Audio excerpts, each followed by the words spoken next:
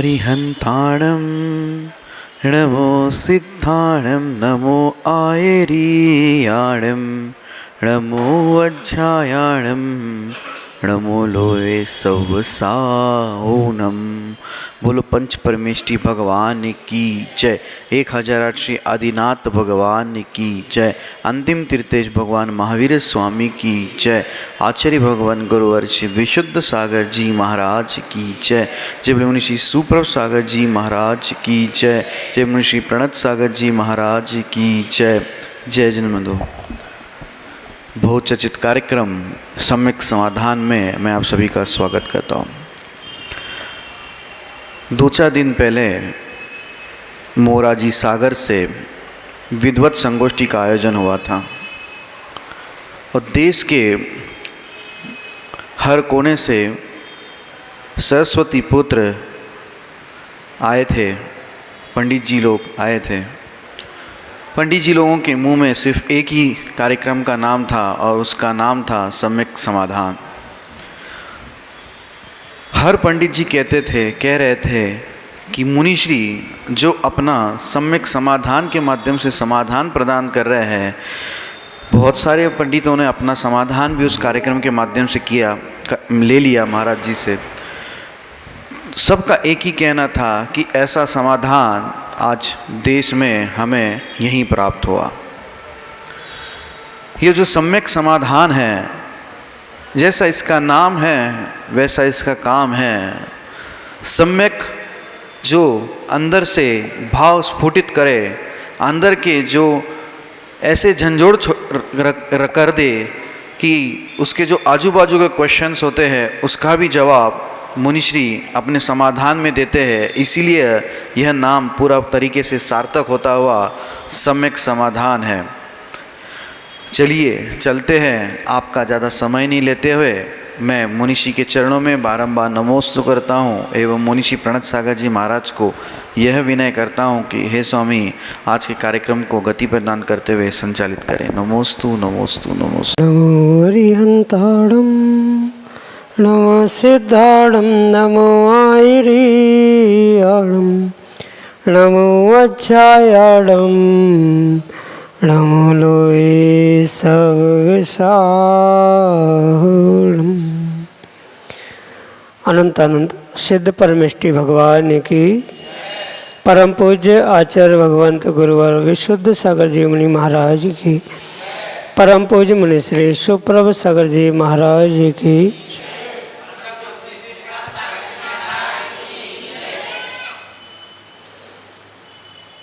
एक विकल्प जो कि अंतरंग की अशुद्धि को बढ़ाने वाला है और वही एक समीचीन विकल्प जो कि अंतरंग की विशुद्धि को बढ़ाने वाला है। और जो विशुद्धि को बढ़ाने वाला है वह समीचीन विकल्प है और अशुद्धि को फैलाने वाला वह एक सांसारिक विकल्प है। और उस समीचीन विकल्प का यदि सम्यक समाधान किसी निर्ग्रंथ गुरु के मुखारविंद से प्राप्त हो तो निश्चित ही वह संसार से पार होने का कल्याण का मार्ग बन जाता है। ऐसा वह संसार से मुक्ति का उपाय, समीचीन विकल्पों का सम्यक समाधान हम सभी प्रतिदिन प्राप्त कर रहे हैं परम पूज्य मुनि श्री सुप्रभ सागर जी महाराज के मुखारविंद से। देश के विभिन्न प्रांतों से अनेकानेक समीचीन विकल्प हमें यहाँ प्रतिदिन प्राप्त हो रहे हैं और परम पूज्य मुनिश्री उनका आगम के परिप्रेक्ष्य में हम सबको सम्यक समाधान प्रदान कर रहे हैं। प्रारंभ करते हैं आज का सम्यक समाधान। और आज का पहला विकल्प देश की राजधानी दिल्ली से श्रीमती बिमला जैन भोलानाथ नगर से परम पूज्य मुनिश्री के चरणों में बारंबार नमोस्तु निवेदित करते हुए अपना समीचीन विकल्प रख रहे हैं कि महाराज जी, आपने बताया था कि सुबह मंदिर जी के जाने के पहले कुल्ला करके ही जाना चाहिए, लेकिन यदि किसी का रात्रि में पानी पीने का त्याग हो और वह सुबह दिन निकलने से पहले ही मंदिर जाता हो तो क्या वह भी कुल्ला करके जा सकता है? हमारे समीचीन विकल्प का सम्यक समाधान करने की अनुकंपा करें। नमोस्तु महाराज जी, नमोस्तु। ओम नमः सिद्धम। परम पूज्य आचार्य भगवान गुरुवर विशुद्ध सागर जी महाराज जी के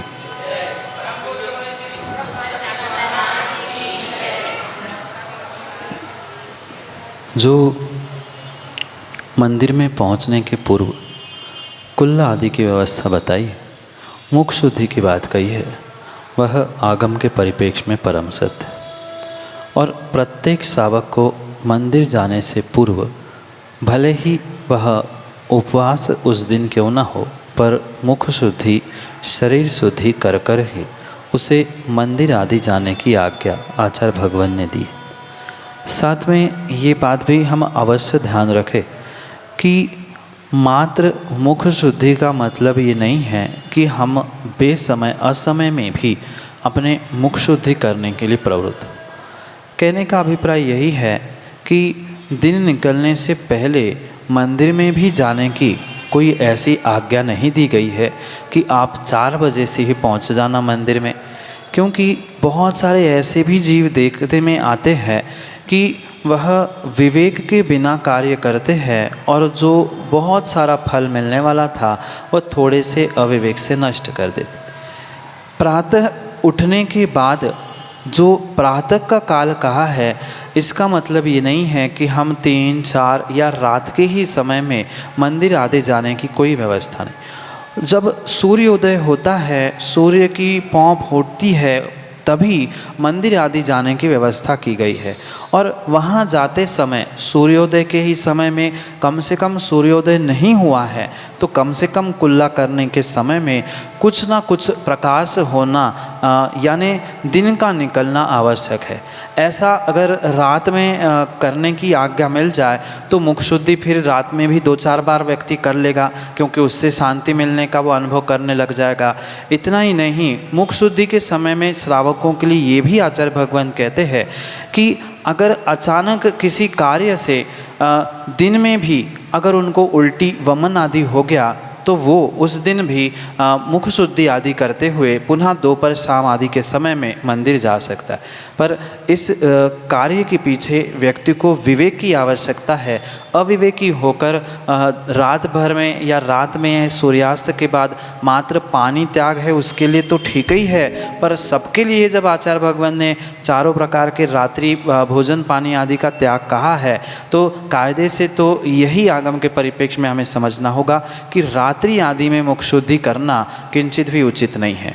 मुख शुद्धि ही क्या, रात्रि में पानी भरना, रात्रि में स्नान आदि करना, शरीर आदि की शुद्धि भी रात्रि के समय में नहीं कही है। जो ब्रह्म मुहूर्त में ध्यान, सामायिक पाठ आदि की भी व्याख्या की है, उस समय में श्रावकों को मुख ना खोलते हुए सामायिक ध्यान आदि की व्याख्या की है। और वह नहाने के बाद वह मुख शुद्धि करने के बाद फिर मंत्रोच्चारण ज़ोर ज़ोर से करना आदि आदि की सब व्यवस्था वह विवेक पूर्वक समझने की आवश्यकता है। यही आपके लिए सम्यक समाधान है। नमी जैन, चिरगांव, झांसी, उत्तर प्रदेश से परम पूज्य मुनिश्री के चरणों में बारंबार नमोस्तु निवेदित करते हुए अपना समीचीन विकल्प रख रहे हैं कि महाराज जी, रात्रि में घंटा बजाने में दोष लगता है, तो हम रात्रि में आरती आदि करते समय ढोलक आदि वाद्य यंत्र बजा सकते हैं क्या, या इसमें कोई दोष लगता है क्या? हमारे समीचीन विकल्प का सम्यक समाधान करने की अनुकंपा करें। नमोस्तु महाराज जी, नमो। रात्रि में घंटा नहीं बजाना, परिक्रमा नहीं लगाना आदि ये जो कुछ भी व्यवस्थाएं वर्तमान में सामने दिख रही है, ये परिपूर्ण रूप से तात्कालिक घटित हुई ये घटनाएं और कार्य है। ऐसा किसी भी पूर्वाचार्यों के आगम ग्रंथों में उल्लेख नहीं मिलता है कि घंटी बजाने का समय सुबह से 8 बजे से शाम तक 8 बजे, ऐसा कहीं निर्धारित समय नहीं मिलता। ये तो श्रावक का स्वयं का अपना विवेक है, वह किस प्रकार से किस साधनों का कब उपयोग कर रहा है, ये परम सत्य समझने की आवश्यकता है। अगर हम किसी अनावश्यक काम से घंटा वाद्य आदि बजा रहे हैं तो नियम से वहाँ पाप है। पर भक्ति आदि करते समय में हम जितने विवेक से कार्य करेंगे उतना ही हमें उसमें पुण्य प्राप्त होगा। अब आरती आदि के भी विषय में मैं कहूँ तो कई ऐसे जीव हैं कि 5 मिनट की आरती और उसमें इतना सारा घी भरा रखा रहता है कि 2 घंटे वह दीप जलता है और फिर वहाँ जीवों की विराधना हिंसा होती है, फिर कोई दूसरा व्यक्ति उस आरती का भी निषेध करने लगता है। तो ये एक श्रावक का परिपूर्ण रूप से विवेक है कि हमें दीपक में घी उतना ही डालने की आवश्यकता है जितना मेरा प्रयोजन सिद्ध हो रहा है। हमें एक आरती करनी है तो 5-10 मिनट चल जाए, इतने ही घी में वह रुई डुबोकर अगर आरती की है तो हमारा कार्य भी सिद्ध हो गया, जीवों की विराधना भी नहीं। इसी प्रकार से जो अनावश्यक रूप से हिंसा कही गई है, उस हिंसा से बचने के लिए ही तो हम धर्म क्षेत्र मंदिर आदि में पहुँचते। पर यहाँ भी अगर अविवेक से हम कार्य करें या अविवेक से उन क्रियाओं को बंद ही करने का प्रयास करें, वह दोनों भी अति है और दोनों भी आगम के विरुद्ध है। जब जहाँ जिस प्रकार से विधि बताई गई है, विवेक पूर्वक उस विधि को करने की आवश्यकता है। जब आरती आदि में आप ढोल आदि का प्रयोग कर ही रहे हैं तो आगम के परिप्रेक्ष्य में तो घंटा आदि बजाने का निषेध नहीं है, पर ये वर्तमान में प्रचलन में आई गई हुई व्यवस्थाएं है। तो ये वास्तव में विचारणीय बात है। जब उस मंदिर में घंटा बजाने का निषेध है तो वाद्य मंजीरा ढोल आदि भी बजाने का निषेध होना चाहिए, या अगर ढोल मंजीरे बज रहे हैं तो वहाँ घंटा बजाने में भी कोई दोष नहीं है। मात्र घंटा में ही जीवों की विराधना हो ऐसा ज़रूरी नहीं है। वैसे देखा जाए तो असावधानी से अविवेक पूर्वक दिन में भी घंटा बजाओ तो उसमें भी जीवों की हिंसा होने की संभावना है। और वहीं पर हमने देखते हुए विवेक पूर्वक वहाँ पर उन वाद्य यंत्रों को बजाते हुए भक्ति आदि का प्रदर्शन किया है तो उसमें किंचित भी दोष नहीं है। इसलिए ये श्रावक का विवेक उसे धारण करने की आवश्यकता है कि कौन से कार्य में कितने प्रयोजनभूत हम कार्य की सिद्धि के लिए क्या कर रहे हैं, उसी के प्रकार से उसका निर्णय करना होगा। पर आगम में न घंटा बजाने का निषेध है, न वाद्य आरती आदि किसी का भी निषेध नहीं है, पर साथ में विवेक की बात भी आचार्य भगवान कहते हैं।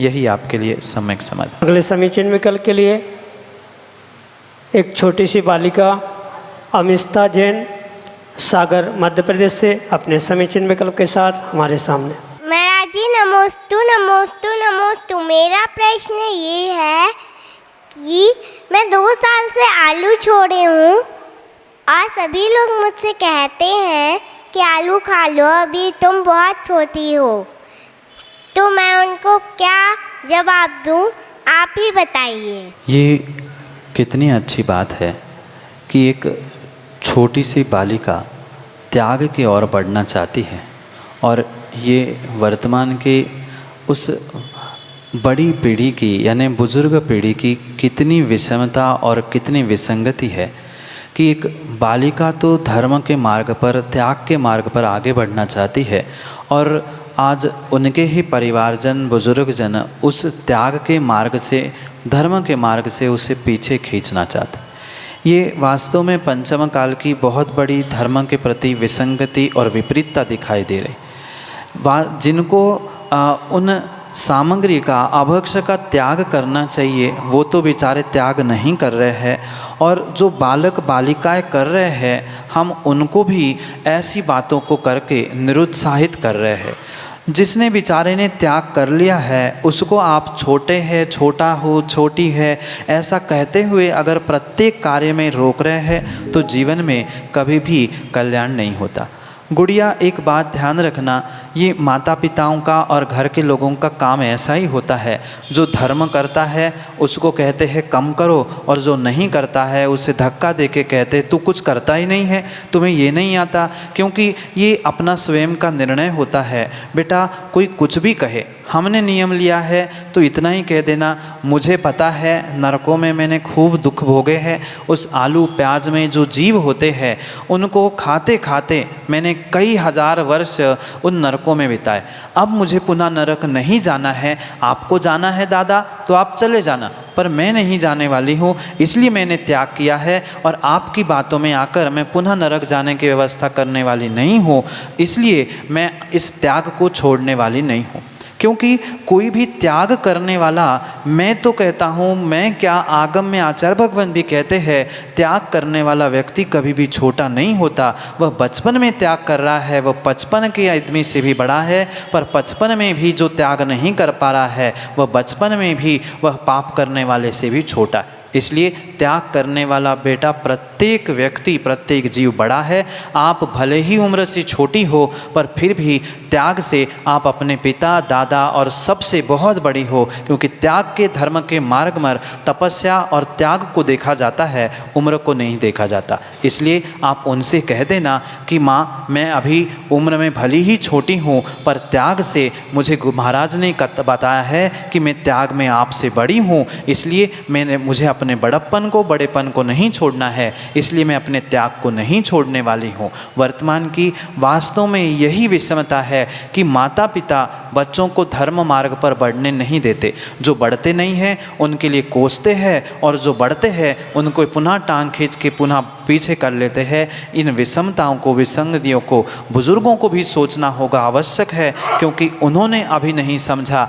जो तुम्हें त्याग करना था हम तो नहीं कर पाए, पर जो कर रहा है उनको निरुत्साहित ना करो, उनको अवश्य ये कह देना, बेटा कर रहे हो बहुत अच्छा है, अभी कर रहे हो, आगे भी इसको निभाना। ऐसे करते हुए उनका उत्साह बढ़ाएंगे तो धर्म का और आने वाले समय में त्याग आदि का महत्व बढ़ेगा। अन्यथा स्वयं भी गड्ढे में और दूसरों को भी आप गड्ढे में ले जा रहे हो। इसलिए बेटा उनसे यही कहना, क्षमा करना माँ, क्षमा करना दादा, पर मैं नरक नहीं जाना चाहती हूँ, इसलिए मैंने त्याग का मार्ग लिया है। भले ही मैं छोटी उम्र से हूँ, पर मैं त्याग से बड़ी हूँ, धर्म से बड़ी हूँ, इसलिए मैं पुनः छोटी होना नहीं चाहती। इस बात को कह के अपना समाधान दे देना, यही आपके लिए सम्यक समाधान। अगले समीचीन विकल्प के लिए सागर मध्य प्रदेश से हमारे सामने हैं श्रीमती हिमांशी अजय जैन अपने समीचीन विकल्प के साथ। द्वय मुनिराजों के श्री चरणों में बारंबार नमोस्तु नमोस्तु नमोस्तु।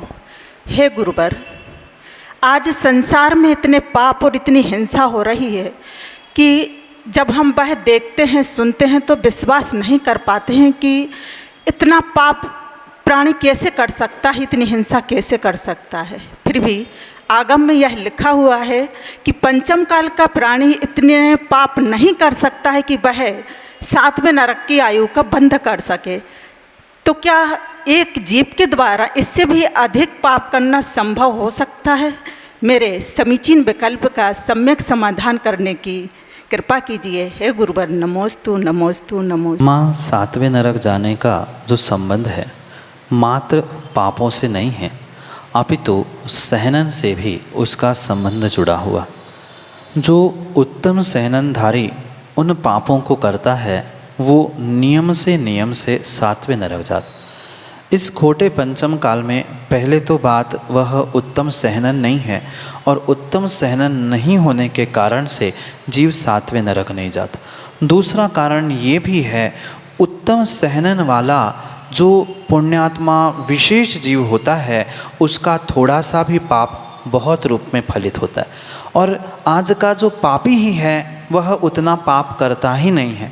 आगम में आचार्य भगवान तो इतना तक कहते हैं, जो विशेष विशेष पुण्यात्मा होता है वो ही विशेष विशेष पाप को कर सकता है। जो उत्तम सहननधारी पाप को प्राप्त करता है या पाप रूपी कर्म बंधों को धारण करता है, उतना पाप वर्तमान का जीव नहीं कर सकता। आप अनुभव करना, भले ही वह हिंसा के कितने ही साधन हुए हो, पर पिछले कालों में जो उत्तम सहनन वाले जीव थे उन्होंने युद्ध आदि आदि के निमित्त से हजारों लाखों सैकड़ों जो पंचेंद्रिय जीवों की हिंसा की है, उसके निमित्त से उनको वह 7वें नरक आदि जाने की संभावना उस काल में बताई गई। क्योंकि जीवों की हिंसा के निमित्त से भी उन जीवों की कौन सा स्थान था, यानी 1 इंद्रिय, 2 इंद्रिय, 3 इंद्रिय, 4 इंद्रिय, 5 इंद्रिय जीवों में से कौन से जीवों की हिंसा हुई है। 1 इंद्रिय से 2 इंद्रिय में अधिक, 2 से 3, 4, 5 क्रम से जितनी इंद्रियां बढ़ती है उतना उतना उनकी जीवों की विराधना करने का पाप भी बढ़ता है। इसलिए भले ही आज एक इंद्रिय, दो इंद्रिय, चार इंद्रिय तक जीवों की हिंसा की प्रचुरता दिख रही है, पर जो उत्तम सहनन वाले जो युद्ध आदि करते थे उनके निमित्त से जो साक्षात पंचेंद्रिय जीव आदि की हिंसा होती थी उसके निमित्त से और उनके उत्तम सहनन के कारण से वह 7वें नरक में जाते थे। वर्तमान में उत्तम सहनन भी नहीं है और हिंसा की प्रचुरता होने पर भी उतनी प्रचुरता नहीं है जितनी पिछले कालों में पंचेंद्रिय यानी जिनके जितने प्राण अधिक होते हैं उनकी वह हिंसा का दोष उतना अधिक होता है। इस कारण से वह पहले काल में 7वें नरक में जाने की शक्ति भी थी, पाप भी उतने थे, इस कारण से वह वहाँ 7वें नरक तक पहुँचते थे। वर्तमान के जीवों का उतना सहनन भी नहीं है, उतनी हिंसा करने की शक्ति भी नहीं है, इस कारण से वे 7वें नरक नहीं जाते। इससे भी अधिक हिंसा 6वें काल में भी होगी, पहले भी होती थी, पर उनको 7वें नरक जाने की व्यवस्था नहीं है। मात्र उत्तम सहनन के साथ की गई हिंसा ही उन्हें 7वें नरक तक ले जाने की स्थिति में लाने वाली होती है। इस कारण से वर्तमान में उत्तम सहनन और आने वाले समय में उत्तम सहनन नहीं होने के कारण में वे 7वें नरक तक नहीं पहुंचते। यही आपके लिए सम्यक समाधान। अगले समीचीन विकल्प के लिए हमारे सामने हैं बालाघाट मध्य प्रदेश से मयंक जैन अपने समीचीन विकल्प के साथ। महाराज श्री के चरणों में बारंबार नमोस्तु। महाराज श्री, मैं एक सिविल इंजीनियर हूँ और जैसा कि मेरे प्रोफेशन में वृक्ष को काटना, कुआं आदि कई बार मुझे बंद करवाना पड़ता है, पानी के स्रोत, और हम जैसा कि जानते हैं कि काफ़ी लंबे समय तक जैसे कोई वृक्ष है, कुआं है, तो इत्यादि ऐसे स्थानों में देवों का निवास होता है। ये खुद एक स्वयं जीव हैं, तो जो इस कार्य के दौरान इन जीवों की जो विराधना होती है, देवों के निवास को हम बिना अनुमति हटा देते हैं। तो इस कार्य में मुझे क्या करना चाहिए जो मुझे इससे हानि ना पहुँचे किसी भी प्रकार से? शंका का समाधान करें। नमोस्तु महाराज श्री। अपने कार्य में, अपने प्रोफेशन में जब जब आप प्रवृत्त हो उस समय पे जब आप उन पुराने वृक्षों को, कुआं आदि को बंद करना ऐसे कार्य करो, तो जो आपने उन देवों के निमित्त से कहा है, देवों के विषय में कहा है, वो तो परम सत्य है ही। जब हमें पता ही है कि हमें इस कार्य में ऐसा करना ही पड़ेगा, उसके बिना काम नहीं बन रहा है, तो सबसे पहले तो ये कार्य किया जाए कि जो वहाँ हमें ये ज्ञात है प्राचीन वृक्ष है, पुराना है, तो वहाँ अगर हमने अनुभव किया है वहाँ देवों आदि का वास है, तो उनको आज्ञा लेते हुए उनको कहीं स्थानांतरित होने का निवेदन किया जाए और उनके उस आज्ञा आदि लेते हुए जो विधिवत उस, क्योंकि आज भले ही बहुत सारे आगम के विषयों को वर्तमान के जीवों ने भुला दिया है या नज़रअंदाज कर दिया है, पर पुराने काल में जब भी नया कुआं बनता था वहाँ स्थापना या उस जल स्रोत आदि का, वृक्ष आदि का, भले ही वह देव मान के नहीं पूजा जाता था, पर फिर भी एक उच्च स्थान उसे दिया जाता था, एक सम्मानीय स्थान दिया जाता। तो उस कारण से लंबे समय तक वहाँ जो देव आदि का निवास है उनको तो पहले क्षमा याचना करते हुए उनको उस स्थान से अन्य स्थानों पर गमन करने की आज्ञा लेकर फिर आप अपना कार्य करोगे तो आने वाले उन संकटों से आदि से बच सकते हो। क्योंकि कई सारे स्थानों पर हमने अनुभव भी किया है कि बिना आज्ञा के जो व्यक्ति कार्य करता है, कहीं ना कहीं आने वाले समय में उसे उन कारणों से परेशान होना पड़ता है। इसलिए पहले ही कार्य करने से पहले ही हम अनुमति लेके कार्य करें, क्योंकि मंदिर में भी आते हुए हर व्यक्ति निश्चय ही करके आता है। उसके पीछे का भी यही उद्देश्य है कि मैं मंदिर में प्रवेश कर रहा हूँ, जो देवगण यहाँ निवास कर रहे, भक्ति पूजा आदि कर रहे हैं, वो हमें स्थान दे, इस अपेक्षा से ही निश्चय ही कहा होता है। ऐसे ही वहाँ हम निश्चय ही कहते हुए विधिपूर्वक उसकी आज्ञा अनुमति लेते हुए कार्य करेंगे तो इन दोषों से अवश्य बच सकते। पर उनमें जो हिंसा हो रही है, भूमि खोदने में, पेड़ काटने में, पानी आदि के स्रोत को बंद करने में, नियम से उस हिंसा का तो दोष आपको अवश्य लगेगा। ये स्थानांतरित करने से उन देवों आदि के निमित्त से तो दोष से बच सकते हो, पर उन दोषों से आप ऐसा हो नहीं सकता कि गड्ढा खोदे, कुआं बंद करे, पेड़ काटे और हमें हिंसा का दोष ना लगे, ऐसा हो नहीं सकता। वह एकेंद्रीय जीव थे, इसलिए उनमें निवास करने वाले त्रस जीव भी, वे एकेंद्रीय जीव भी परिपूर्ण रूप से उनकी विराधना होने के कारण से आपको हिंसा का तो दोष लगेगा ही लगेगा, क्योंकि आपका वह कार्य है तो उससे आपको छुटकारा भी नहीं है। पर इसका मतलब ये नहीं है कि हम अविवेकपूर्वक कार्य करें। विवेकपूर्वक कार्य करने पर भी जो उसमें उद्योगी आदि हिंसा है, वह हिंसा का दोष तो बराबर आपको लगेगा, उससे वह छुटकारा होने वाला नहीं है। क्योंकि श्रावक है और श्रावक को, गृहस्थ को इन हिंसा से संबंध रखना ही होता है, और संबंध रखने से हिंसा का पाप तुम्हें अवश्य लगेगा। उसने बचने का एक ही मात्र उपाय है, उन हिंसा के निमित्त से आप प्रायश्चित आदि लेते हुए उन दोषों से बच सकते हो। यही आपके लिए सम्यक समाधान। अगले समीचीन विकल्प के लिए हमारे सामने है साधना शाह, सागर मध्य प्रदेश से, अपने समीचीन विकल्प के साथ। दुई महाराज जी को मेरा बारंबार नमोस्तु नमोस्तु नमोस्तु। महाराज जी, आलोचना पाठ में कवि ने वो एक लाइन बोली है, मेरे अवगुण न चितारो प्रभु अपनो ब्रज सहारो। इसका अर्थ क्या है महाराज जी? मेरी शंका का समाधान कीजिए। नमोस्तु नमोस्तु नमोस्तु। मेरे अवगुण न चितारो प्रभु अपना विरद निहारो।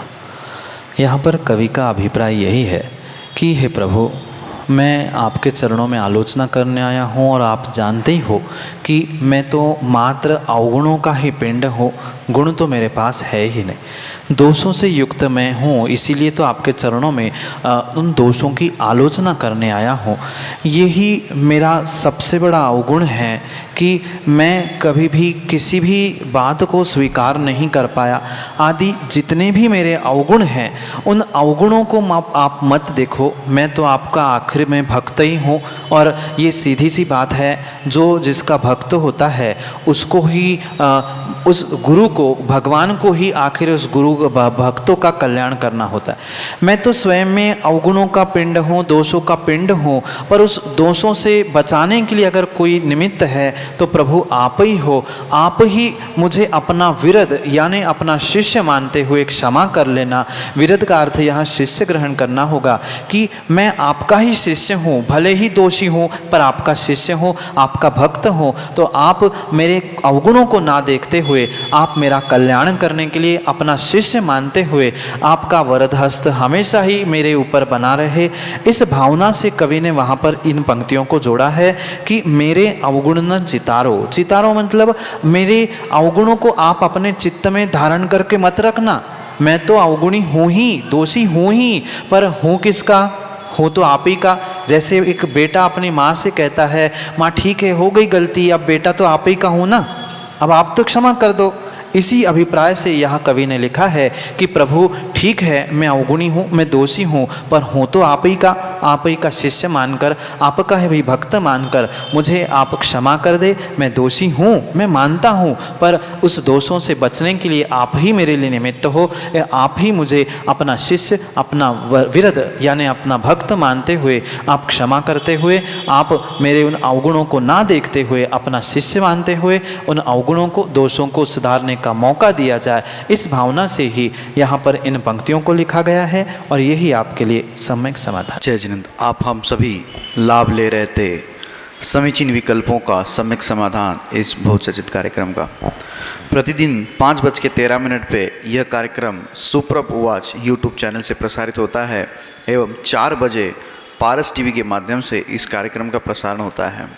अगर आप आपके मन में उठने वाले विकल्पों को शांत करना चाहते हो तो हमारा जो व्हाट्सएप नंबर है 8707548811, मैं नंबर रिपीट करता हूँ 8707548811, इस पे आप ऑडियो मैसेज, टेक्स्ट मैसेज के द्वारा अपना विकल्प हम तक पहुँचा सकते हो।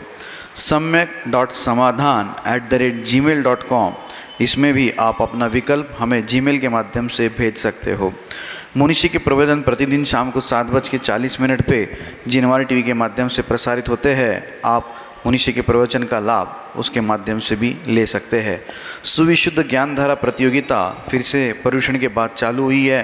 प्रतिदिन 3 प्रश्न 5:13 पे सम्यक समाधान के दौरान पूछे जाते हैं। उस 3 सवालों के सही जवाब आपको व्हाट्सएप के द्वारा 6:15 तक 1 घंटे के भीतर हमारे व्हाट्सएप के नंबर पे नाम के साथ भेजने होते हैं। उसके बाद सही श्रावकों के नाम और विजेताओं के नाम लकी ड्रॉ के द्वारा उस आचार भक्ति लाइव कार्यक्रम के माध्यम से निकाले जाते हैं।